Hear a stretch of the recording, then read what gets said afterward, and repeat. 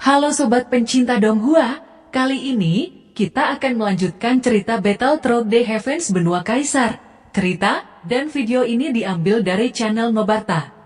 Tanpa banyak basa-basi, mari kita simak alur ceritanya. Melanjutkan dari cerita sebelumnya. Mendengar kata-kata pria parubaya itu, Xiaoyan mengerutkan kening dan bergumam. Siapa yang mengungkapkan keberadaannya saat ini? Ucap Xiaoyan memandang dua orang parubaya yang hanya memiliki kekuatan kaisar bintang satu menengah. Tidak akan terlalu sulit bagi Xiaoyan untuk menghadapinya. Pada saat pria parubaya itu berbalik untuk pergi, ekspresinya tiba-tiba berubah. Dia merasakan energi yang dahsyat melesat ke arahnya. Serangan tiba-tiba itu menyebabkan pria parubaya itu mengayunkan tinju mereka. Akan tetapi kekuatan tiba-tiba itu melebihi harapan mereka. Darah keluar dari mulut mereka setelah menanggung serangan yang menakutkan. Sialan, siapa yang berani menyerang secara sembunyi-sembunyi? Ucap salah satu pria parubaya itu. Teriakannya baru saja terdengar ketika sosok Xiaoyan tiba-tiba muncul dari belakangnya. Tangan yang dililit api kekacauan menghantam punggung orang itu. Tubuhnya jatuh membentur tanah dengan keras. Kejadian ini sangat cepat sehingga pria parubaya yang satunya tidak dapat merespon. Itu hanya dalam waktu seperkian detik temannya sudah tidak bernyawa. Pria itu mengangkat kepalanya dan memandang sosok hitam yang melayang di udara dengan ngeri. Dia tergagap dan bertanya, "Siapa kamu? Mengapa menyerang kita?" Ucap pria parubaya itu. "Bukankah kamu mencariku?" Ucap Xiaoyan. Xiaoyan berjalan perlahan ke arah pria parubaya dengan senyum jahat. Kamu Xiaoyan?" Ucap pria itu tiba-tiba berbalik dan lari dengan cepat. Dia mengeluarkan sinyal dari tangannya. Akan tetapi tiba-tiba kekuatan hisap yang menakutkan terpancar dari belakang pria parubaya. Dalam sekejap Xiaoyan menangkap suar dan memasukkannya ke dalam cincin spasial. Melihat kecepatan Xiaoyan, pria parubaya itu dipenuhi kepanikan di wajahnya. Dia mengeluarkan pedang panjang dan menebas ke arah Xiaoyan dengan ganas. Xiaoyan dengan mudah menghindari serangan dan menendang perut bagian bawah pria parubaya itu. Pria parubaya mengerang kesakitan dan mundur beberapa langkah. Tetapi sosok di depannya tiba-tiba menghilang dan pedang di tangan pria parubaya diambil dan mengarah ke leher pria parubaya tersebut. "Jika kamu membunuhku, Sekte Yimo tidak akan membiarkanmu pergi," ucap pria parubaya itu dengan terengah-engah. "Hahaha, ancaman yang sia-sia.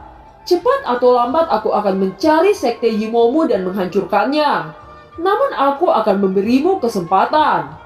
Jika kamu ingin pergi maka jawab pertanyaanku. Jika kamu tidak memberi jawaban yang memuaskan, percaya atau tidak, aku memberikanmu rasa sakit yang belum terjadi sebelumnya," ucap Xiaoyan. Mendengar kata-kata Xiaoyan, wajah pria parubaya itu berubah pucat dan dia terus-menerus gemetar. Dia tidak menyangka pria muda di depannya adalah Xiaoyan. "Apa yang ingin kamu tanyakan?" ucap pria tersebut. "Katakan, bagaimana kamu tahu keberadaanku?" ucap Xiaoyan bertanya sambil tersenyum jahat. "Kami baru saja mendapat perintah dari atasan untuk menangkapmu. Dan keberadaanmu juga diberikan kepada kami oleh atasan. Adapun bagaimana atasan tahu, itu sesuatu yang tidak saya ketahui," ucap pria parubaya itu. Melihat keseriusan pria setengah baya itu, Xiaoyan sedikit mengerutkan kening. "Berapa banyak orang yang dikirim untuk menangkap saya oleh Sekte Yimo?" tanya Xiaoyan. "Karena kami menerima perintah dari atasan untuk menangkapmu, maka secara langsung atasan mengirim semua anggota Sekte Yimo," ucap pria itu. "Aku tidak mengira mereka akan membuat gerakan begitu besar. Berapa banyak orang yang kamu miliki di kota iblis dan seberapa kuat mereka?" tanya Xiaoyan. "Ada lebih dari 50 orang di Sekte Yimo. Lebih dari 30 orang seperti saya. Sebagian besar dari mereka berada di Kaisar Bintang 1 menengah. Hanya beberapa yang berada di Kaisar Bintang 2 menengah. Dan kekuatannya sangat kuat," ucap pria parubaya itu. Xiaoyan melihat pria itu dan tersenyum. Sepertinya kamu juga tahu bahwa aku tidak punya niat untuk membiarkanmu kembali hidup-hidup, ucap Soyan. Kamu ingin membunuhku? Ucap pria parubaya itu. Cahaya dingin tiba-tiba melintas di matanya, dan pedang di tangannya tiba-tiba diayunkan ke dada Soyan. Soyan mengungkapkan wajah jahat dan pedang panjang di tangannya ditebas secara horizontal. Segera noda darah membajiri bilah pedang. Aku tidak menyangka ada begitu banyak pasukan yang berada di sekte Yimo, gumam Soyan. Soyan dengan hati-hati membersihkan jejak pertempuran di dekatnya. Setelah itu Soyan mengangkat tubuh pria parubaya dan menjatuhkannya ke jurang. Zanlao, sepertinya kita perlu mempercepat untuk menuju pemakaman iblis, ucap Soyan. Ya, sekarang kita harus bergegas ke sana, ucap Zanlao yang berada di pagoda emas. Aku menantikan apa yang ada di pemakaman iblis yang dapat membuat Kaisar Bintang 1 menjadi Kaisar Bintang 2, ucap Soyan. Jika dia bisa masuk ke Kaisar Bintang 2, maka sekte Yimo tidak akan menjadi ancaman bagi Soyan. Memikirkan hal ini, Soyan menjadi bersemangat. Baiklah, aku harus sesegera mungkin meningkatkan kekuatanku, ucap Soyan. Scene berganti. Di dalam aula sekte Yimo, ada beberapa tokoh yang duduk di dalam aula. Di tempat kursi pemimpin ada seorang pria parubaya yang agak seram. Jarinya mengutuk meja dengan lembut, dan dia memimpin untuk memecah kesunyian di ruang itu. Aku baru saja menerima berita. Tim pencarian yang dikirim hari ini memiliki pasukan yang terdiri dari 2 anggota yang hilang di tengah-tengah pegunungan Tianmo, ucap pemimpin sekte Yimo.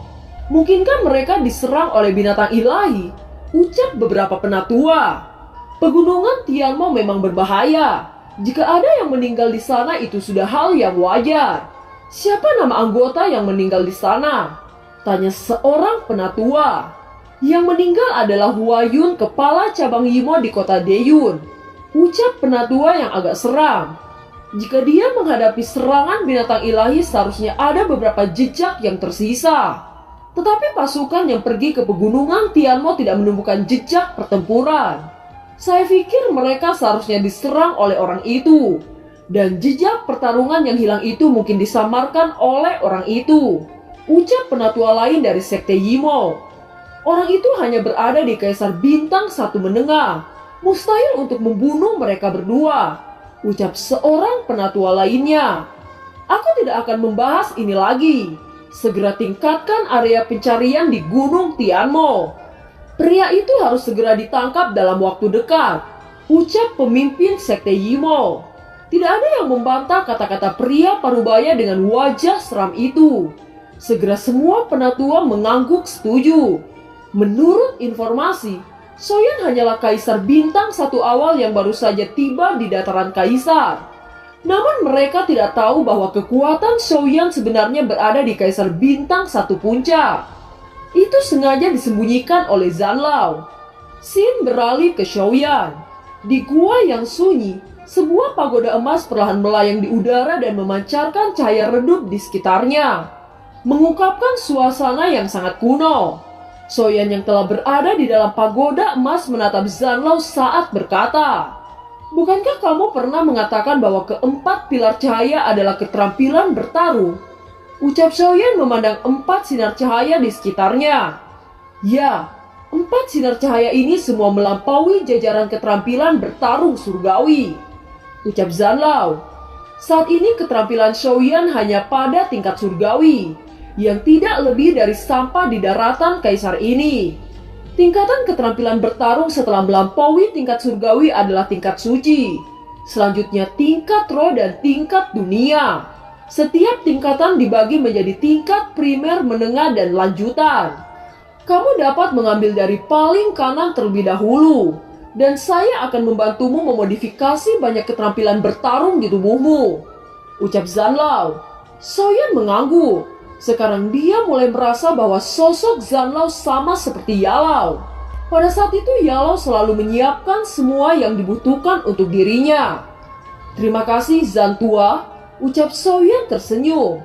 Setelah itu ia berjalan menuju sinar cahaya paling kanan seperti yang diarahkan Zanlao. Dia mengulurkan telapak tangannya dan meraih gulungan di pilar cahaya. Apakah ini teknik pertarungan yang melampaui surgawi? Gumam Xiaoyan. Pada saat Xiaoyan menyentuh gulungan tersebut, itu berubah menjadi cahaya dan menembus ke dalam tubuh Xiaoyan. Informasi besar segera membanjiri pikiran Xiaoyan. Nyala api, nama itu muncul di pikiran Xiaoyan. Praktek nyala api yang panas harus disesuaikan dengan penguasa konstan api yang berbeda. Mata Xiaoyan mengungkapkan keterkejutan. Bahkan penguasa konstan api yang berbeda muncul dalam informasi teknik ini. Di dalam pikiran Xiaoyan melintas sebuah gambar aneh. Dalam gambar itu terlihat seorang pria berjubah hitam dengan rambut panjang. Xiaoyan hanya bisa melihat punggung dari sosok itu. Hal yang mengejutkan Xiaoyan bahwa pria berjubah hitam itu memegang penguasa berat. Apakah ada lebih dari satu penguasa kuno yang berbeda? Atau apakah orang ini berasal dari generasi sebelumnya yang menciptakannya? Ucap Xiaoyan. Xiaoyan menatap orang itu yang melayang di atas danau. Segera permukaan danau yang tenang tiba-tiba mendidih. Udara seolah-olah membeku di bawah tekanan kuat yang diciptakan oleh orang itu. Sepertinya ini adalah momentum yang benar-benar melampaui keterampilan surgawi. Di atas permukaan danau, pria itu perlahan-lahan mengangkat penguasa berat yang berwarna-warni. Di atas permukaan penguasa, pola-pola aneh yang belum pernah dilihat Xiaoyan muncul. Pada saat ini penguasa memancarkan cahaya berwarna-warni. Permukaan penguasa melintasi kekosongan. Dan ruang di sekitarnya segera menjadi sedikit ilusi dan kabur. Xiaoyan menyaksikan orang itu yang perlahan-lahan naik ke udara bersama penguasa berat. Dibandingkan dengan air terjun besar dengan sosoknya yang menggantung di udara, tubuh kecil lelaki berjubah hitam itu seperti semut. Tetapi sosok kecil seperti semut itu membawa kekuatan yang lebih menakutkan daripada air terjun ini. Tekanan angin besar yang diciptakan oleh air terjun gagal menggerakkan tubuh yang tampaknya kurus itu. Tubuh pria berjubah itu tiba-tiba bergegas ke depan dan kakinya menendang kekosongan. Setelah itu tubuhnya berputar-putar bersama penguasa kuno di tangannya. Itu ditebaskan ke air terjun yang sangat besar ini. Xiaoyan terus memperhatikan keterampilan dari sosok berjubah hitam itu sebelum rasa kagum muncul di benak Xiaoyan. Pada saat ini arus besar air terjun telah terputus. Batu besar di belakang air terjun adalah selokan lebih dari 10 kaki. Di dasar air terjun, danau asli diperas kering oleh satu pukulan kuat ini, memperlihatkan dasar dari danau. Air terjun yang mengalir di atas tebing berhenti selama lebih dari 20 detik sebelum terus mengalir perlahan. Apakah ini kekuatan yang melampaui keterampilan tingkat surgawi? Ucap tertegun Xiaoyan. Jika berada di benua Douqi, keterampilan bertarung seperti itu cukup untuk membagi seluruh daratan menjadi 2 bagian. Dan kekuatan semacam ini sangat jarang di benua Kaisar. Tidak diragukan lagi itu keterampilan bertarung tingkat suci. Setelah melihat keterampilan itu, tubuh Xiaoyan berangsur-angsur memudar. Matanya yang terbuka bercampur dengan kejutan dan kegembiraan. Zanlo tersenyum saat melihat ekspresi Xiaoyan yang baru saja membuka matanya. Xiaoyan tidak membuang-buang waktu lagi saat tubuhnya berdiri bergegas keluar dari pagoda emas. Selanjutnya sosok Xiaoyan tiba-tiba melayang di danau luas bersama penguasa berat yang berwarna-warni di tangannya. Segera dia mempraktikkan adegan seperti dia lihat sebelumnya. Api yang berada dimasukkan ke dalam penguasa berat sebelum diayunkan secara vertikal dan horizontal. Air terjun terputus dan di bagian bawah danau memancarkan beberapa percikan air besar yang menguap. Di bawah pembakaran api yang berbeda, percikan air yang meledak langsung berubah menjadi uap dan terpancar dari lembah yang terisolasi ini. Siklus ini berlanjut selama hampir 1 hari penuh. Baru saat itulah sosok Xiaoyan perlahan-lahan mendarat ke tanah dengan ekspresi puas. Setelah itu jiwa keadaan Kaisar Xiaoyan menyapu area di sekitarnya. Xiaoyan sangat waspada karena orang-orang dari sekte Yimo yang menargetkan dirinya. Setelah penyelidikan singkat ini, Xiaoyan menemukan sosok yang bergegas ke arahnya. Orang-orang ini sebenarnya dari keluarga Xiao. Ucap Xiaoyan merasakan darah yang saling berhubungan di tubuhnya. Namun dia merasakan niat membunuh dari pemuda yang bergegas ke arahnya ini. Xiaoyan, akhirnya aku menemukanmu. Aku punya sesuatu untuk dibicarakan denganmu. Aku Xiaoyong dari keluarga Xiao, ucap pemuda itu. Dan film pun berakhir. Terima kasih telah menyimak dari awal sampai akhir ya. Sampai jumpa.